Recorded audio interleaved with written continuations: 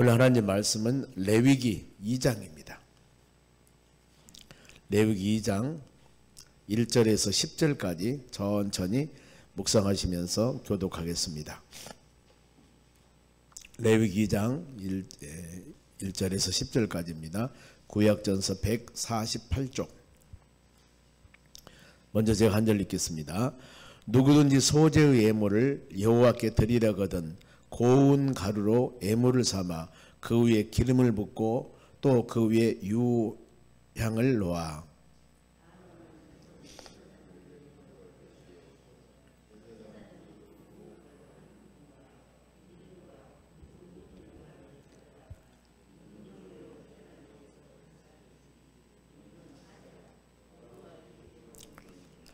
그 소재물은 남은 것은 아론과 그 자손에게 돌릴지니 이는 여호와의 화제물 중에 지극히 거룩한 것이니라.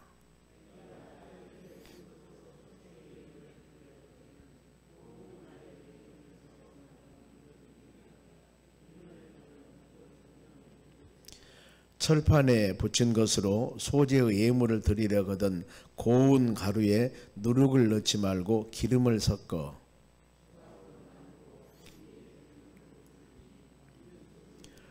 너희가 냄비의 것으로 소재를 드리려거든 고운 가루와 기름을 섞어 만들지니라.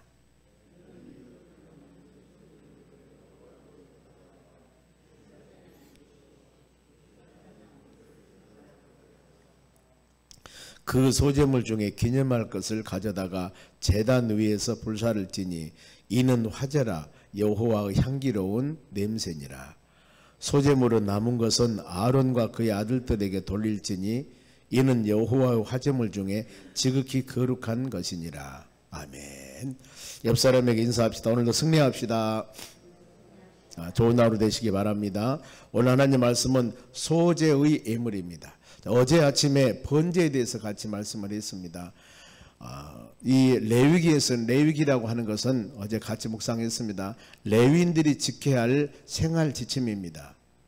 오늘날 우리도 영적인 레위인이라고 할 수 있습니다. 하나님의 선택받는 믿음의 자녀들, 하나님의 통치 안에 거하는 믿음의 자녀들. 이 믿음의 자녀들은 5가지 지금 하나님께 드리는 바로 제물이 있습니다. 예물, 요즘 말하면은 예배 형식이라 할 수 있습니다.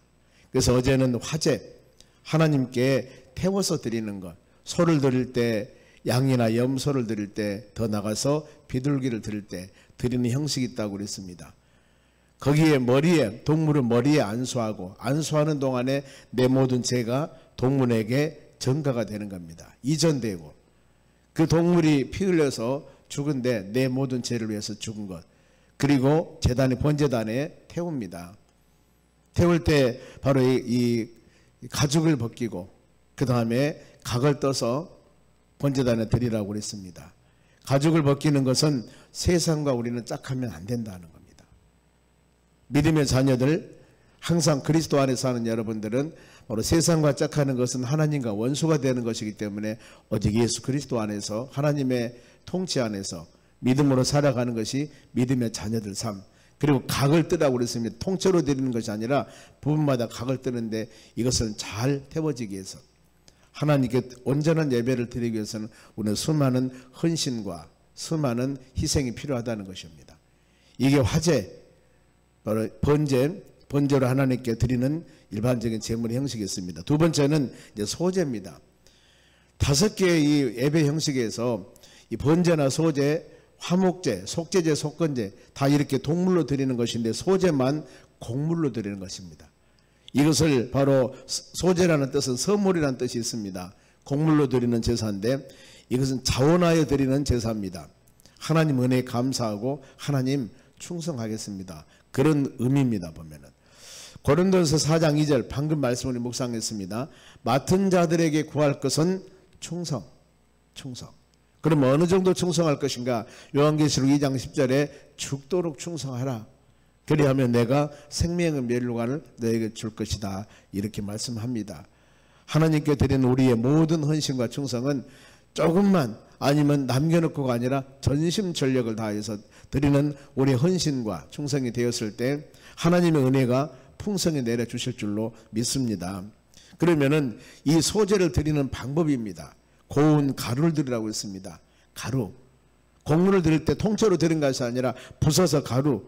이것은 바로 낮아짐, 겸손함, 희생 이런 여러 가지 의미가 있습니다만 그 고운 가루를 굽거나 삶거나 볶아서 찢기도 하고 드리는 방법이 여러 가지입니다. 그런가 하면은 다른 재료를 섞는데 기름과 유황을 섞습니다. 보면은 여러 가지 의미가 있습니다. 기름과 유황을 섞기 거기다가 소금을 쳐 화재 불로 태워서 드리는데 태우지 아니한 것은 제사장들에게 먹도록 합니다. 소재의 영적 의미가 있습니다만은 하나님을 향한 성도들의 감사하겠습니다. 감사하겠습니다. 그리고 하나님 충성하겠습니다. 곡물이 바로 가루로 부서지듯이 우리 모든 삶이 자아나 개인의 의지를 나타내지 아니하고 오직 헌신하겠습니다. 여러 가지 곡물을 바로 이렇게 함께 모아서 부숴버리면은 잘 몰라요. 전부 다 가루가 되어서 깨나 아니면 콩이나 바로 이 땅콩이나 이걸 넣어서 갈아버리세요. 그러면 다 가루가 되어서 어떤 것이 콩이고 어떤 것이 땅콩이고 모릅니다.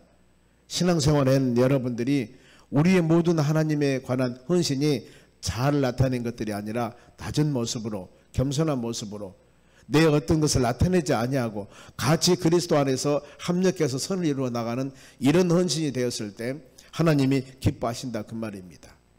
고운 가루처럼 예수 그리스도처럼 완전하고 순결한 인격을 상징한 의미가 있습니다. 그럼 본문으로 들어갑니다.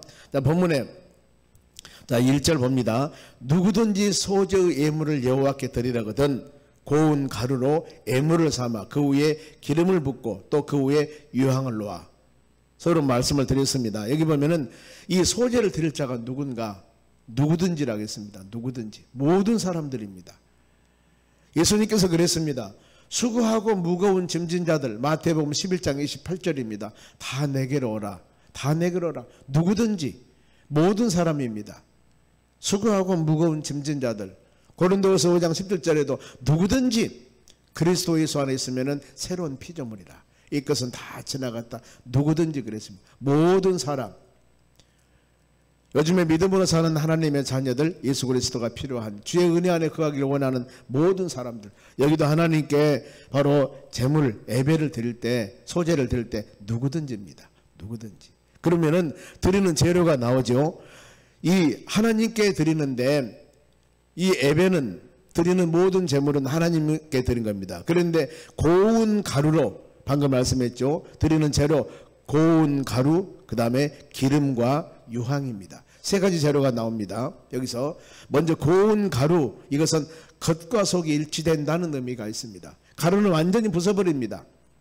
가루 그러니까 방금 말씀했듯이 자기 의지가 없습니다. 그리고 헌신적인 것 절대적인 충성 연합 합력 모든 사람과 서로 간에 헌신하며 봉사할 때도 자기의 의지나 나를 나타낸 것들이 아니라 하나가 되어버린 것. 가루가 돼서 모든 걸 섞어버리면은 모르죠. 맛을 보면은 아 이거 무엇 섞어졌구나 하는 것을 알 수가 있는데 겉으로 봐서는 알 수가 없습니다. 하나님께 드린 우리 모든 헌신들은 이와 같이 가루가 되어져야 됩니다. 전적인 헌신이 되어져야 되는 것입니다. 그리고 기름을 붓고 유황을 넣는다고 그랬는데 기름은 성령의 역사. 사도행전 2장에도 오순절 마가의 다락방에 불같은 성령, 바람같은 성령 이런 의미가 나옵니다. 기름은 성령의 역사. 이런 성령의 역사가 충만해야 됩니다. 하나님께 드리는 모든 예배는 예수님께서 말씀했습니다. 요한복음 4장 24절에 영과 진리로 드리는 예배. 영이라고 하는 것은 여기에 성령을 말합니다. 하나님의 성령 이 시간도 우리가 하나님께 예배를 드리는데 이 예배가 바로 하나님의 성령께서 인도하는 예배. 여러분의 심령 가운데 하나님의 성령에 충만하고 이 충만한 성도들이 모여서 이 모든 회중들이 주여 하나님의 성령의 인도함 따라 충만하여 드리는 예배가 되었을 때 이것이 바로 하나님이 받으시는 합당한 예배입니다. 그래 우리 모든 삶은 하나님의 성령 충만해야 됩니다. 성령 충만해라. 바로 세상 것들은 버려야 되고 성령의 전신갑주를 입어라. 구원의 투구와 의의 흉배, 진리의 허리띠, 복음의 신발, 성령의 금, 곧 믿음의 방패를 가지고 성령의 전신갑주로 세상을 이겨나가라는 겁니다. 왜냐하면 사단 마귀란 놈들이 바로 미혹합니다. 유혹합니다. 우리가 이런 성령의 충만한 무기를 가지고 전신갑주를 입고 나아가지 아니한다면 이 세상에서 넉넉히 이기기가 쉽지 않습니다. 끊임없이 기도를 통해서, 찬양을 통해서, 예배를 통해서 우리 모든 믿음의 자녀들이 성령에 충만하여 어떤 세찬 바람이 불어와도 이겨나갈 수 있는 그런 신앙을 소유하는 여러분들이 되시기를 바랍니다. 여기서 기름, 바로 성령의 역사. 그리고 유황이 나옵니다. 유황은 향기로운 재료입니다.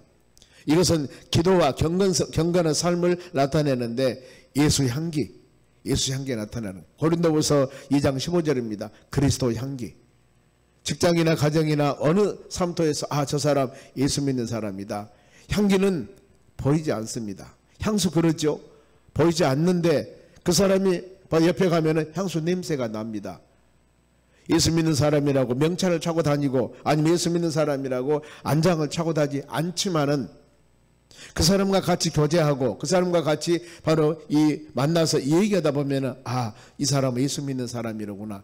향기, 이것이 바로 우리의 몸을 통해서, 우리 언어와 행동을 통해서 나타낼 수 있는 그런 믿음의 사람이 되는 것, 그것이 바로 그리스도의 향기입니다.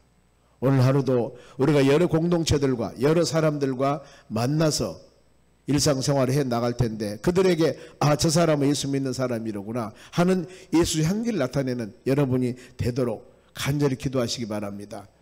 가끔 어느 집에 가면은 먼저 갔을 때 마음으로 기도하지 않습니까?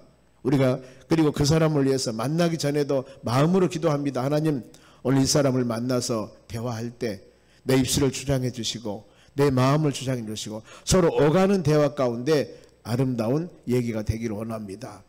예수 믿는 사람, 저분이 예수 향기를 맡을 수 있도록 우리 모든 삶을 통해서 나타낼 수 있는 그런 믿음의 사람이 될 수 있도록 해달라는 여러분 기도하지 않습니까?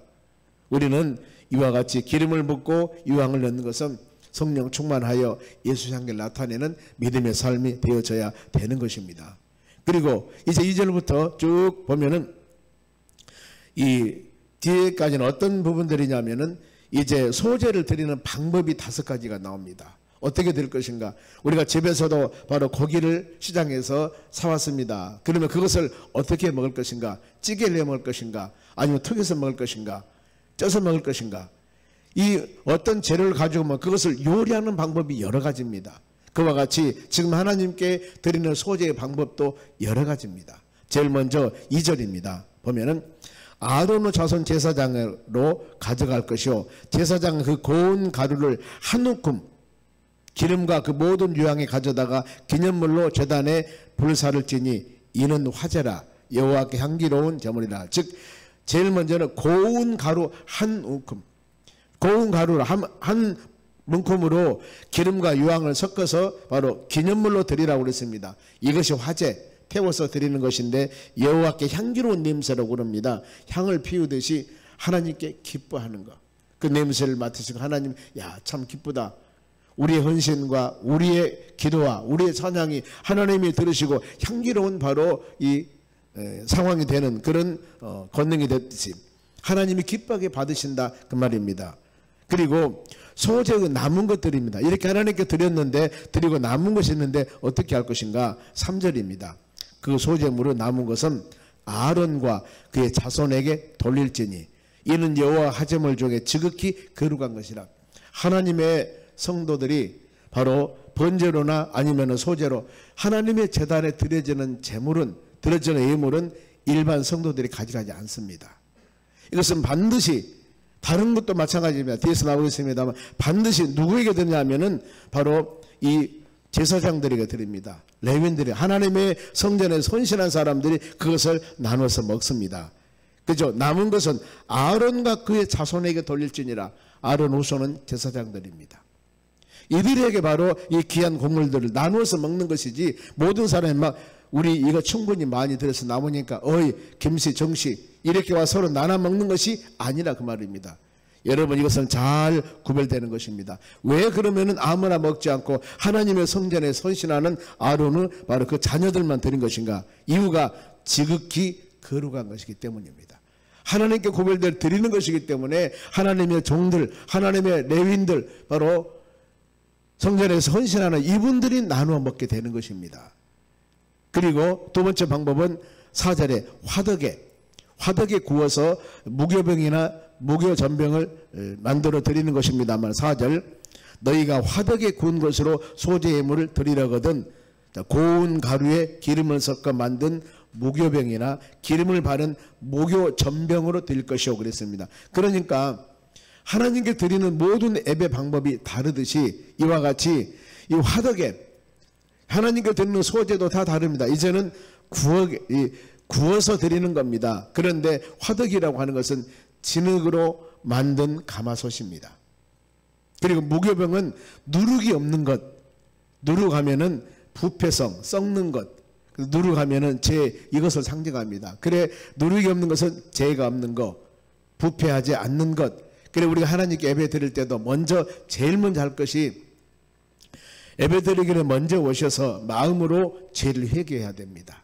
찬양을 통해서 찬양의 가사를 통해서 우리가 보편적으로 예배를 드릴 때 찬양을 먼저 드리고 예배를 드립니다. 이때 찬양의 가사 아니면은 찬양을 드리지 않는다 하더라도 시간 전에 오셔서 마음으로 회개하면서 하나님 우리 마음에 이런 마음들이 있습니다. 이것을 바로 제거해 주시고 이것을 정결하게 씻어 주시고 우리의 마음에 하나님께 정결한 마음을 드리기를 원합니다. 이런 마음을 가지고 예배 드렸을 때 하나님께서는 그 예배를 받으시고 우리에게 은혜를 내려주십니다. 여기도 하나님께 화덕에 구워서 말할 때 무교병 즉 누룩이 없어야 됩니다.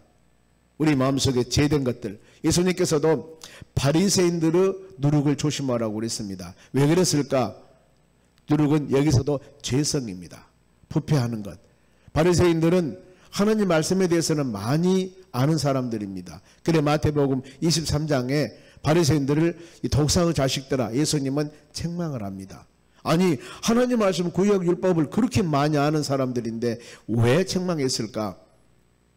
말만 하고 행하지 않는 것 때문입니다. 이것이 혹시 우리 신앙도 여러분 내가 말만 하고 행하지 않는다면 아는 것은 많습니다. 오래 믿음 생활해서 그런데 행하지 않아요. 이런 믿음은 야고보서 말씀과 같이 죽은 믿음입니다. 그렇기 때문에 예수님께서는 그 책망을 하는 겁니다. 독사의 자식들아 하면서 그러면서 뭐라고 가르치냐면은 그들의 말은 배워라. 왜? 하나님의 말씀을 전했기 때문에. 그러나 그들의 행위는 본받지 말라고 그랬습니다. 그들이 말하는 것은 바른 말만 합니다. 그런데 행동은 전혀 아니에요. 이것은 본받지 말라고 그럽니다. 여기서 화덕에 구워서 무교병 드려서 하나님께 드리고 세 번째는 5절입니다. 철판에 붙인 것으로 소재 예물을 드리려거든. 이제 철판을 붙입니다. 여기서도 누룩을 넣지 말고 기름을 섞으라고 그럽니다. 죄된 우리 예배와 죄된 마음은 하나님이 받지 않습니다. 그래 우리는 끊임없이 하나님 말씀을 들을 때마다 예수 피, 예수 보혈로 우리 모든 죄를 사하고 모든 죄를 깨끗하게 회개하고 하나님께 온전히 드려지는 예배가 되었을 때 이 예배를 받으십니다. 이사야 59장 말씀에도 기도할 때입니다. 너희가 부르짖는 거 왜 내가 듣지 않은 줄 아느냐. 또 우리의 시간을 내서 기도하는 것이 왜 하나님의 전에 연락되지 않은 줄 아느냐. 이것은 너희와 나 사이에 제약의 담이 가려져 있어서 우리의 부르짖고 기도함이 하나님의 나라 연락되지 않는다고 그랬습니다. 그래서 우리는 예배 드릴 때 기도할 때 먼저 우리가 할 것은 회개를 먼저 해야 됩니다. 내가 하나님과 관계 온전하지 못한 것 아니면은 서로 인간관계 온전하지 못한 것 이것은 내가 생각나는 것 회개해야 됩니다. 그런가 하면은 우리가 전혀 생각지 못하고 기억지도 못한 일이 있는데 하나님 말씀을 듣다 보니까 생각나는 게 있습니다. 아 이건 내가 잘못했구나. 그러면은 그거 예수님 잘못했습니다. 하나님 용서해 주세요. 그러면서 우리가 입술로 고백하고 잡아가면은 하나님께서 모든 죄를 다 사해 주신다고 약속하셨습니다.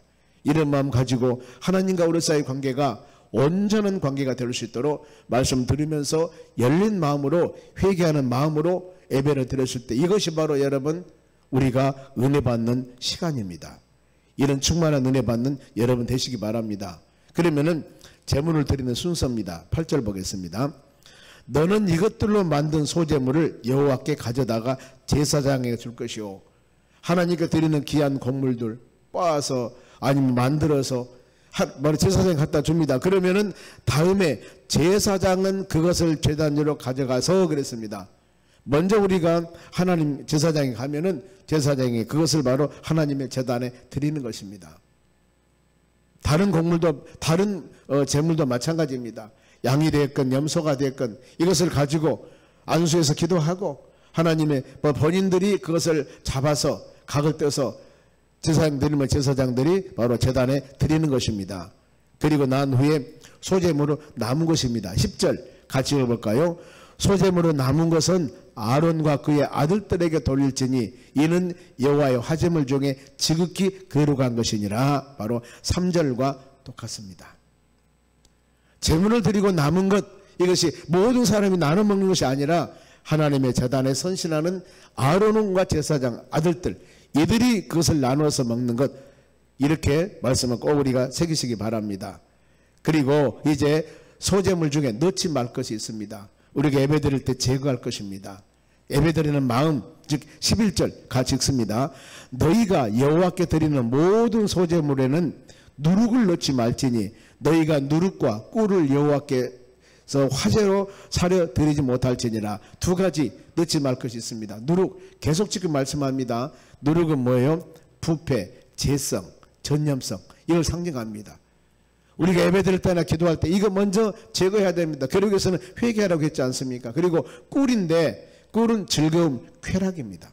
쾌락, 즉 경건성을 어긋나면 안 됩니다.